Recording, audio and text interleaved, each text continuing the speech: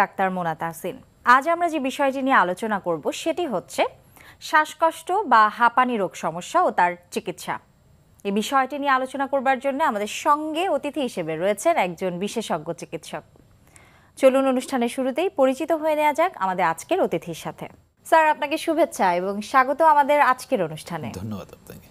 আজ আমরা যে বিষয়টি নিয়ে আলোচনা করব সেটি হচ্ছে শ্বাসকষ্ট সমস্যা বা হাঁপানি রোগ কিংবা অ্যাজমা নামেও সবাই জানেন। প্রথমেই জানতে চাইবো যে শ্বাসকষ্ট সমস্যা, অ্যাজমা বা হাঁপানি এটি কেন হয়, কোন বয়সে হয়ে থাকে বা সবার হয় কিনা? অ্যাজমা বা হাঁপানি আমাদের খুবই বিশ্বায়নের বর্তমান এই যুগে খুবই ক্রমবর্ধমান একটা রোগ। এটা বিশ্বব্যাপী এই রোগটার প্রকোপ বেড়ে যাচ্ছে এবং বাংলাদেশে তো খুবই বাড়ছে। আমি একজন শিশু চিকিৎসক এবং শিশু পালমোনোলজিতে অনেকদিন ধরে কাজ করি, সুতরাং আমার কিছু অভিজ্ঞতা এখানে। আমি এই রোগটা নিয়ে কথা বলবো এবং প্রায়ই আমি শিশুদের অ্যাজমা সম্পর্কে একটু হাইলাইট করব বেশি।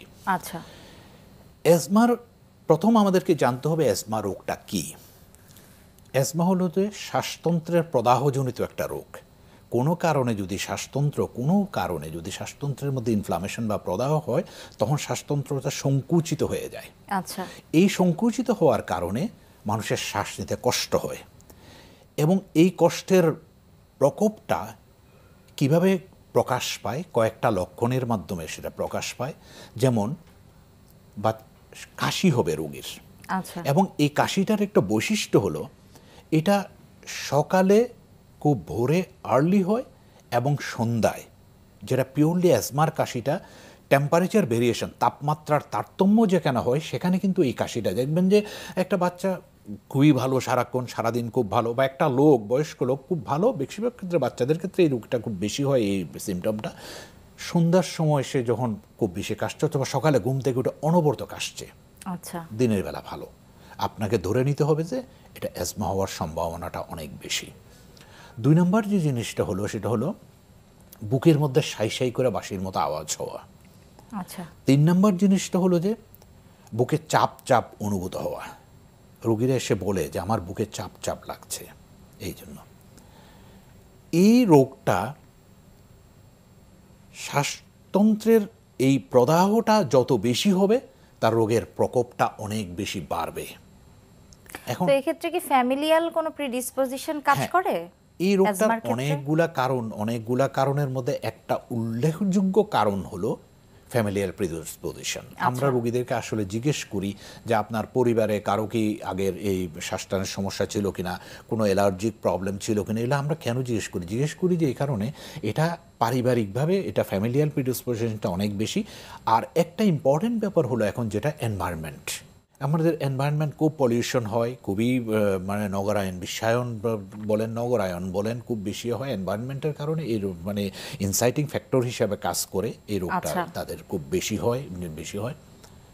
জেনেটিক, বাচ্চাদের ক্ষেত্রে জেনেটিক প্রিডিসপোজিশনটা খুবই বেশি। আচ্ছা, জেনেটিক্স কারণে এই রোগটা খুব বেশি হয়। আরেকটা কারণ হলো অ্যালার্জিক। আমরা সাধারণত অ্যালার্জি বলতে বুঝি যে শুধুমাত্র স্কিনে, চামড়ায় কোনো চুলকানো, কিন্তু আসলে আর না। অ্যালার্জির অনেকগুলা রূপ আছে, তার মধ্যে একটা রূপ হলো শ্বাসটান। 2 নম্বর যে রূপটা হলো অ্যালার্জির সেটা হলো যে হাঁচি, নাকে প্রচুর পরিমাণে নাকে সর্দি জ্বরবে, রাইনাইটিস হবে, নাকে হাঁচি হবে প্রচুর পরিমাণ, চোখ চুলকাবে, চোখ লাল হয়ে যাবে। এটা হলো 2 নম্বর। আর 3 নম্বর হলো যে স্কিনে বিভিন্ন রকম একজিমা হবে, স্কিনে চুলকাবে, স্কিনে ঘায়ের মতো হবে। এটা বলা হয় একই ফ্যামিলির 3টা মেম্বার, 3 মেম্বার্স। এই 3 মেম্বার্সের মধ্যে আমরা সবচেয়ে বড় ভাই হিসাবে দেখি অ্যাজমাকে, সে সবচেয়ে সিরিয়াস। 2 নম্বর যে জিনিসটাকে দেখি আমরা হলো অ্যালার্জিক রাইনাইটিস এন্ড কনজাংটিভাইটিস, এই 2টা। আর 3 নম্বর হলো যে স্কিন। আনফরচুনেটলি আমাদের দেশে অ্যালার্জি বলতে আমরা স্কিনকেই সবচেয়ে বেশি কনসার্ন থাকি। এটাই হলো যে ব্যাপার।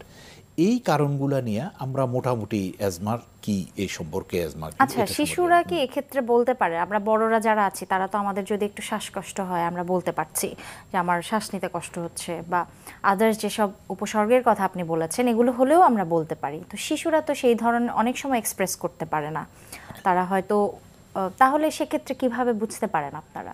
হ্যাঁ, শিশুদের ক্ষেত্রে আপনার কোশ্চেনটা খুবই চমৎকার। বাচ্চাদের চিকিৎসা করাটা কিন্তু খুব একটা ইম্পর্টেন্ট একটা ব্যাপার। হলো কি, এখানে রুগী নিজে কিছু বলতে পারে না। একদম। ওখানে ওনার আশেপাশে ওনার মা বাবা, বিশেষ করে মা বাবা যেটা বলবে ডাক্তার কিন্তু ওটার উপর চিকিৎসা করে, এবং তাকে কিন্তু ডাক্তার মা বাবার যে কথাটা শুনবে সেটাকে গুরুত্ব দিয়ে তাকে কিন্তু জেনারেল ফিজিক্যাল এক্সামিনেশন করতে হয় এবং তার ডায়াগনোসিসটা ওই দিকেই যায়। এখন শিশুদের ক্ষেত্রে কিভাবে বোঝা যাবে যে অ্যাজমা? শিশু তো আর বলতে পারবে না যে আমার শ্বাসকষ্ট হচ্ছে। ওই যে যেই জিনিসগুলো বললাম, কাশি হবে, শ্বাসটান হবে, বুকের মধ্যে আওয়াজ হবে, বুক ওঠানামা করবে, এই জিনিসগুলো নিয়ে মা বাবাকে কিন্তু, এবং এই জিনিসটা বারবার হবে। আচ্ছা। ওষুধ খেলো, ভালো হলো, কিছুদিন পর আবার হচ্ছে, আবার ওষুধ খাচ্ছে। এবং সবচেয়ে ইন্টারেস্টিং একটা ব্যাপার হলো যে এখানে নেবুলাইজার। আমাদের দেশে nebuliser is a very good drug, কিন্তু আমাদের আনফর্চুনেটলি আমাদের দেশে এটা খুব ভালো বিজনেস। দেখবেন যে গাছতলায় কারো একটা দোকান আছে, তারও একটা নেবুলাইজার মেশিন আসবে, এবং সে কন্টিনিউয়াস নেবুলাইজার করেই যাচ্ছে। সে একদম ছোট বাচ্চা আসছে, তাকেও নেবুলাইজার করছে, 70 বছর বয়সের একটা লোক আসছে, তাকেও নেবুলাইজার, একই নেবুলাইজার, একই মেডিসিন, একই জিনিস দিয়ে তাকে। আনফর্চুনেটলি এই জিনিসটা হলো নেবুলাইজার, এই যে একটা বাচ্চাকে নেবুলাইজার করলো, দেখা গেল যে তার আগে একজন 70 বছরের একটা লোক নেবুলাইজ করে গেছে। সে হয়তো এটা খুব ভালোভাবে ধুয়েও নাই, বা খুব বেশি ইনফেকশন খুব বেশি পরিষ্কার করেও নাই, বা নিয়ম মাফিক মেনেও সে ওটাকে স্যানিটাইজ করে। আমরা তো জানি আসলে ফেস মাস্ক আলাদা হওয়া উচিত, এটা কেউ করে না। তো একটা বাচ্চা হয়তো বা খুব স্টেরাইল একটা বাচ্চা, হয়তো ভাইরাল কোনো কারণে তার শ্বাসটান হচ্ছে, বা অ্যাজমার কারণে তার শ্বাসটান হচ্ছে, সে সিম্পল অ্যাজমার কারণে শ্বাসটান হচ্ছে, কোল্ডও হতে পারে, তার হয়তো একটু কাশি হলো, তাকে শ্বাসটান করে দিল, সে আসলো একটা ইনফেকশন নিয়ে। হ্যাঁ, সে আসলো একটা, যে ওই যে নেবুলাইজারের যে মাস্কটা ছিল, যে দিল, হয়তো তার ওখানে সেডোমোনাস বা একটা বড়দের যে ইনফেকশন, যে ইয়েগুলা জীবাণুগুলো ছিল, তার এখানে চলে গেল, লোয়ার রেসপিরেটরি ট্র্যাক্টে চলে গেল। কারণ নেবুলাইজার খুব হাইলি ফ্লো দেয়, এবং ওনার একদম লোয়ার লাংসে চলে যায়। তো এই ব্যাপারগুলো নিয়ে আসলে অ্যাকচুয়ালি উই শুড থিংক ইট, আমাদেরকে অনেকগুলো জিনিস চিন্তা করা উচিত। তো বড়দের অ্যাজমার ক্ষেত্রে তো আমরা দেখি এটি আসলে অনেক সময় কন্ট্রোল করতে হয়, কন্ট্রোলেবল একটি অসুখ। তো অনেক ক্ষেত্রেই আপনারা দীর্ঘমেয়াদী আসলে অনেক সময় বিভিন্ন ধরনের ইনহেলার ব্যবহারের সাজেশন দিয়ে থাকেন। তো ছোটদের ক্ষেত্রেও কি চিকিৎসা একই রকম, বা কি চিকিৎসা আছে? অ্যাকচুয়ালি অ্যাজমার চিকিৎসাটা হওয়া উচিত একটা পরিকল্পিত এবং সমন্বিত। এই জিনিসটা হয় অ্যাজমার চিকিৎসা, এই দুইটা জিনিস। এক নম্বর আপনাকে চিন্তা হবে অ্যাজমার চিকিৎসা পরিকল্পিত, আচ্ছা, আর সমন্বিত। অ্যাজমার কিছু গাইডলাইন্স আছে, কিছু ট্রিটমেন্টস আছে। আচ্ছা, এখন পর্যন্ত ওয়ার্ল্ড ওয়াইড অ্যাজমার সবচেয়ে বেস্ট ট্রিটমেন্ট হলো যে ইনহেলড কর্টিকোস্টেরয়েড। এই ইনহেলড কর্টিকোস্টেরয়েড, সেটা বড়দের ক্ষেত্রেও বলেন, ছোটদের ক্ষেত্রেও বলেন, ডোজ ডিফারেন্ট হতে পারে, তারপরে ওষুধ ডিফারেন্ট হতে পারে, কিন্তু ইনহেলড কর্টিকোস্টেরয়েড। আচ্ছা, কর্টিকোস্টেরয়েড দেওয়ার কিছু প্রসেস আছে। যেমন আমরা স্টেরয়েড আমাদের দেশে, আমার তো ধরেন যে ব্যক্তিগত অভিজ্ঞতা দীর্ঘদিনের, যে এই লেভেলে কাজ করতে করতে রুগীরা ডাইরেক্টলি স্টেরয়েড দেয়। রোগীদের অনেক সময় দেখা যায় যে মুখ হা করে জোর করে বাচ্চাকে স্টেরয়েড দিল। এখন স্টেরয়েড দেওয়ার জন্য আপনার কিছু মাস্ক আছে, ফেস মাস্ক, যেমন স্পেসার বলে এটাকে, স্পেসার দিয়ে স্টেরয়েড দিতে হবে। স্টেরয়েডটাকে খুব এই ওষুধটাকে খুব সুন্দর করে ঝাঁকাতে হবে, ঝাঁকানোর পর দিতে হবে, দেওয়ার পর একটা নির্দিষ্ট সময় পর্যন্ত শ্বাস নিতে হবে। এটাই হলো যেটা বড়দের ক্ষেত্রেও ঠিক সেম। আমরা বড়দের ক্ষেত্রেও বলি স্টেরয়েড, যখনই কর্টিকোস্টেরয়েড ইনহেলারটা নেবেন, এটা মাস্ক দিয়ে নেন। বড়রা নিজেরা মনে করে অনেক সময় যে আমরা তো পারি, আমার কেন নিতে হবে না। সবচেয়ে ওয়ার্ল্ডের স্টাডিগুলোতে দেখা গেছে, আপনি যদি ডাইরেক্টলি কর্টিকোস্টেরয়েড নেয়, তো ওখানে স্টেরয়েডের যায় শুধুমাত্র লাংসে যায়, ওটা ফিউ পার্সেন্ট, অত 40% বা এরকম। হ্যাঁ, বাকিটা কিন্তু মিস ইউজ হয়। আর যদি দিয়ে দে, মাস্ক দিয়ে দে, স্পেসার দিয়ে দে, সেটা অনেক গুণ বেড়ে যায় স্টেরয়েড এবং রোগীর ওই ভালো হওয়ার মাত্রাটা কিন্তু অনেক বেড়ে যায়। বাচ্চাদের ক্ষেত্রে তো অবশ্যই এটা মাস্ক দিয়ে দিতে হবে। আর যে জিনিসটা হলো স্টেরয়েডের কাজ করার মানে স্টেরয়েড চালানোর একটা নির্দিষ্ট একটা সময় বুঝবে। আমাদের দেশের লোকজন প্রবলেম যেটা হয় সেটা হলো যে একটা মেডিসিন স্টার্ট করলে, একটা মেডিসিন স্টার্ট করে বাচ্চা ভালো ওষুধও দেয় না, বন্ধ বলে আমার বাচ্চা ভালো ওষুধ দিব কেন দিব, ডাক্তারের কাছেও আসে না। আমরা কোনো কালে আমি অনেক সময় হেসে হেসে বলি যে বাইরের রুগীরা ভালো হয়ে যায় কিন্তু আমরা কখনো ভালো করতে পারি না। আমরা সেম ওষুধ দিচ্ছি, সেম ডোজ ফলো করছি, সেম ট্রিটমেন্ট দিচ্ছি, কিন্তু আমরা কখনো ভালো করতে পারি না। একটাই কারণ, সেটা হলো যে ওষুধ শুরু করে ডাক্তার, বন্ধ করে রুগী নিজে বন্ধ করে দেয়।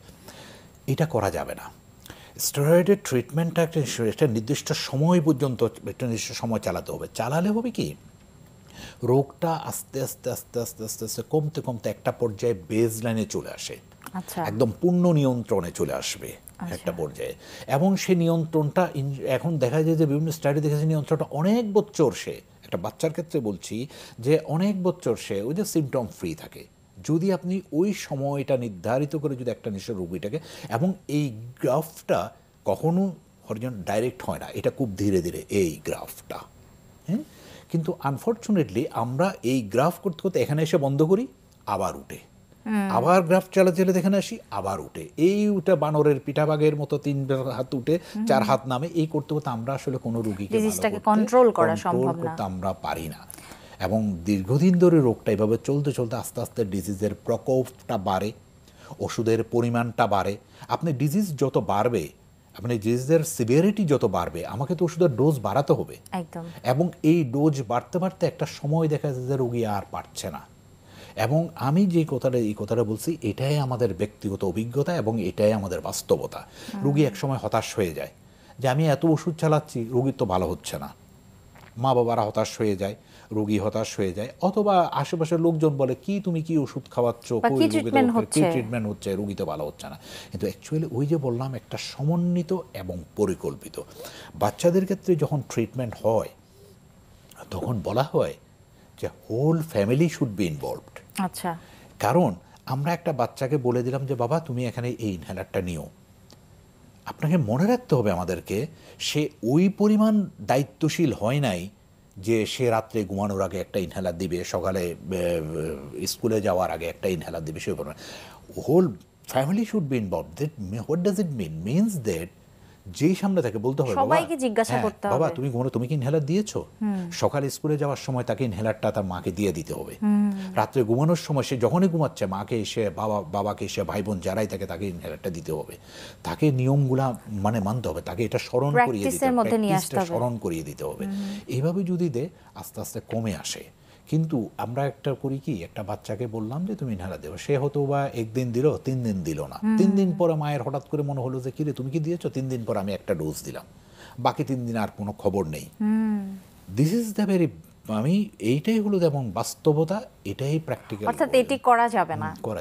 আচ্ছা স্যার, তো এই শিশুদের হাঁপানি রোগের কি কি আরো প্রতিরোধের ব্যবস্থা আছে সেটি সম্পর্কে জানবো। তার আগে আমাদের এই অনুষ্ঠানের একটি নিয়মিত সেগমেন্ট হচ্ছে বিভিন্ন খাদ্যের পুষ্টি গুণাগুণ, আমাদের দর্শকদের আমরা দেখিয়ে থাকি, সেটি এখন দেখিয়ে আসবো।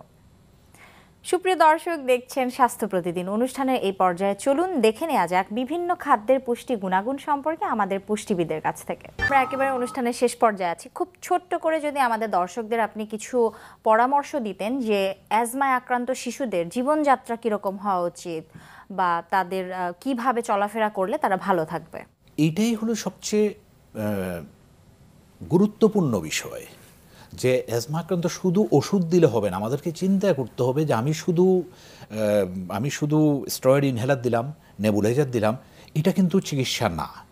আমাকে আগে নিয়ম মানতে হবে, আমাকে আগে নিয়মটা মানতে হবে, কিছু নিয়মকানুন মানতে হবে। যেমন একটা বাচ্চার অ্যালার্জিক, যেমন ঘরের মধ্যে কোনো পোষা প্রাণী, পেট কোনো কিছু রাখা যাবে না, ঘরের মধ্যে কোনো মানে ফুল বা কার্পেট বা এই ধরনের কোনো কিছু রাখা যাবে না। আচ্ছা, ঘরের বালিশ, তারপরে শিশু যেখানে শোবে মানে তার বিছনা, তারপরে তার বালিশ কাভার, এগুলা খুব নিয়মিত প্রত্যেক সপ্তাহে ধুতে হবে এবং গরম ইস্ত্রি দিতে পারলে তো খুবই ভালো, এবং গরমে শুকাতে হবে।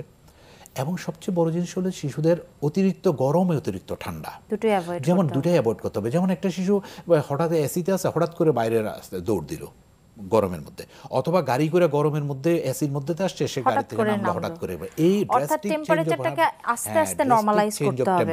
এটা এখন ইদানিং ম্যাক্সিমাম ক্ষেত্রে দেখা যাচ্ছে। আসলে আমরা এই ধরনের এনভায়রনমেন্টে অভ্যস্ত হয়ে গিয়েছি স্যার। অ্যাজমা বা হাঁপানি নিয়ে আসলে আরো অনেক কিছু জানবার ছিল, কিন্তু আজ সময়ের স্বল্পতার কারণে এর চাইতে বেশি আমরা আমাদের দর্শকদের জানাতে পারছি না। অনেক অনেক ধন্যবাদ আমাদের অনুষ্ঠানে আসবার জন্য। আপনাকেও ধন্যবাদ, এনটিভিকেও ধন্যবাদ। সুপ্রিয় দর্শক, এতক্ষণ দেখছিলেন স্বাস্থ্য প্রতিদিন। কথা হচ্ছিল শ্বাসকষ্ট, হাঁপানি বা অ্যাজমা সমস্যা ও তার চিকিৎসা নিয়ে। আশা করছি এই গুরুত্বপূর্ণ তথ্য ও পরামর্শগুলো আপনাদের অনেক অনেক কাজে আসবে। চলুন